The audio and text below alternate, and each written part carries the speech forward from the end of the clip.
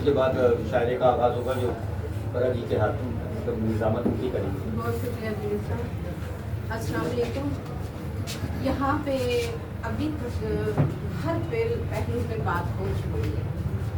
तो मैं आप लोगों से एक बात शेयर करना चाहूँगी और शॉर्ट करके।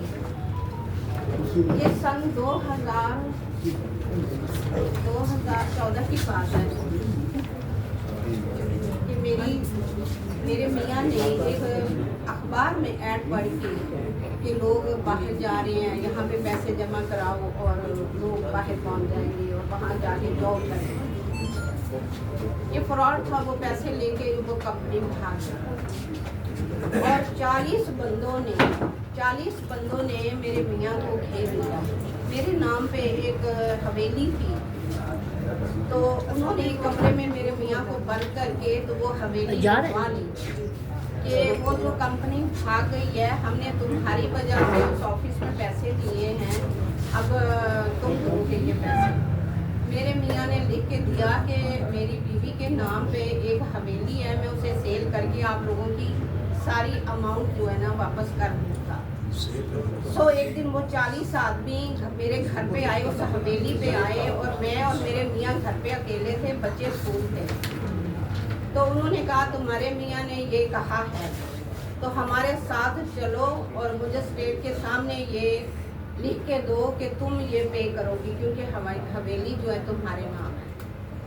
मैं बड़ी परेशान हुई, लेकिन मैं कुछ नहीं कर सकती थी। यहाँ 4-5 मोटरसाइकिल इधर, 4-5 पीछे, 4-5 आगे, और मैं अपने मियाँ के साथ एक बाइक पे हम कोर्ट में पहुँचे। वहाँ सबने लिखवा लिया। तो मैंने कहा ठीक है, जितना कोई कहे 40,000 है मेरा, कोई कहे 50, कोई कहे 80। तो इस तरह मैंने कहा जितनी अमाउंट है लिखते जाए, मैं हवेली की मालिक हूँ और मैंने पे करने हैं। अब मेरे मियाँ का कोई तलक नहीं है, अब आप और मैं घर आई। मैं जो बात करना चाह रही हूँ वो गौर से सुनिएगा। जब मैं घर आई तो मेरे मियाँ कांप रहे थे जब उन बंदों के सामने। जब घर आई तो वो बिल्कुल सही हो गए, सुकून में आ गए। मैं सीधी अपनी सास के पास गई। मैं ये बात आप लोगों से शेयर करना चाह रही हूँ और ये रिकॉर्ड रहेगी ये बात। मैं अपनी सास के पास गई और सास को सारा किस्सा बयान किया। तो मेरी सास ने सबसे पहले बात कही, अपने मियाँ को धक्के दे के घर से निकालो और मेरे साथ हाथ मिलाओ। और ये वो कहती थी ये पाकिस्तान पाक का ना ये कॉल है, ये वादा करके तुम ये हवेली बचाओगी। मैंने कहा अम्मी उस दूसरी तरफ 40 बंदे हैं, मैं क्या करूँगी, मैं अकेली क्या करूँगी।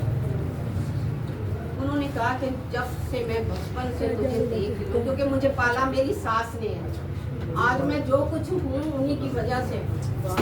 तो मेरी सास ने मुझे ये कहा कि मैंने तुझे तरबियत दी है, मैंने तुझे पाला है, तुम मेरी बातों की गूंजी हुई मट्टी हो, तुम कोर्ट जाओगी, तुम स्टे लोगी, उसके बाद फिर आगे काम शुरू करो। लिहाजा मेरे पीछे खानदान का कोई मर्द नहीं। मेरे बच्चे दूसरी तीसरी में पढ़ते हैं।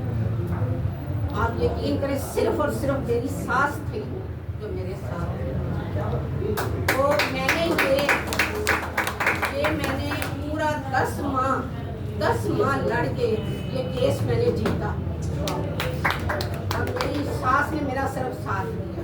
तो ये बात मैं आप लोगों से शेयर करूँ। बाकी हर मौजूद पे बात हो चुकी है तो मैं नहीं। तो मैं ये कहना चाहूँगी कि औरत जो है ना, अगर वो है औरत तो उस जितना मजबूत कोई नहीं है, बेशक कोई माने या ना माने, और वो साथ में रहता है। और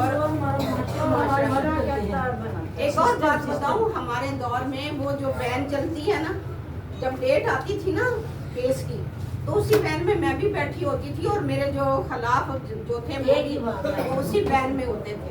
और मेरे देवर कहते थे इसको उठा लेंगे, देख लेना उन्होंने इससे गुम कर देना। तो मैं आयतल कुर्सी पढ़ के जाती थी। मैं कहती थी कि ये आयतल कुर्सी हर जगह से मुझे बचाएगी। सो आज तक वही आयतल कुर्सी मेरी आदत है, क्या वही बात पढ़ के है निकलती और वो भी बचाती है।